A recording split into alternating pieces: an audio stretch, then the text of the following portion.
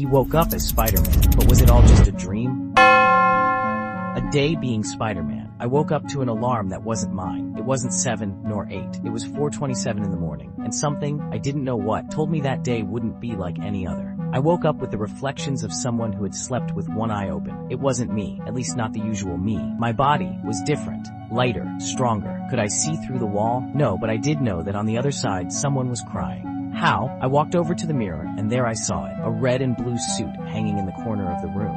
I didn't remember seeing it before. I walked over, touched it. It was real, and something inside me whispered, "Put it on." I did it without thinking. The suit fit me as if it had been custom made. In the reflection, I saw Spider-Man, but it was me. Before I could even begin to reason what was happening, my body moved instinctively. I opened the window, shot a web, and flew out among the New York skyscrapers. I felt the wind on my face, the vertigo in my stomach, and such pure adrenaline that for a moment I forgot this couldn't be happening. And then I heard the first scream. A woman in an alley was being mugged. I didn't think twice. I dropped from the rooftop, landed with a perfect flip, and before the mugger realized what was happening, his hands were stuck to the wall with webs. The woman looked at me with wide eyes. "Thanks, Spider-Man," she said, and ran off. I didn't know what to say. I couldn't even tell if this was all a dream or an overly immersive movie. But there was no time for questions. The news was reporting an explosion in Queens. I went. I arrived just as the firefighters were evacuating a building. A little girl, no more than 5 years old, was still trapped on the 10th floor. Without thinking, I climbed up the facade as if my hands were suction cups. The flames licked at the windows. The heat was unbearable, but I didn't stop.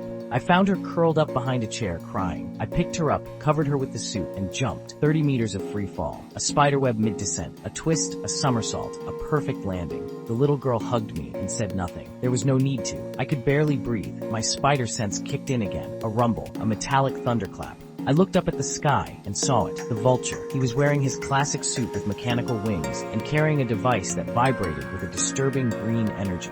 He was stealing it from a secret laboratory. I knew I had to stop him, even though I had no idea how to fight. I flew toward him, web after web, dodging his projectiles. I didn't think, I acted. Every movement was instinctive, as if my body knew what to do. After an aerial battle that seemed choreographed by the gods, I managed to disarm him and trap him in a net suspended between two buildings. The police arrived minutes later. As I flew away, dangling by a thread between the buildings, I paused for a moment atop the Empire State Building. The sun was just beginning to rise. The sky was turning orange and purple. And I, in that moment, understood what it meant to be Spider-Man. It wasn't just strength or agility. It was responsibility. It was choosing to do the right thing, even if no one knew, even if it hurt, even if it was scary. And just as the clock struck 7 a.m., I woke up. I was in my bed, sweating, my body normal, my window closed, the suit gone.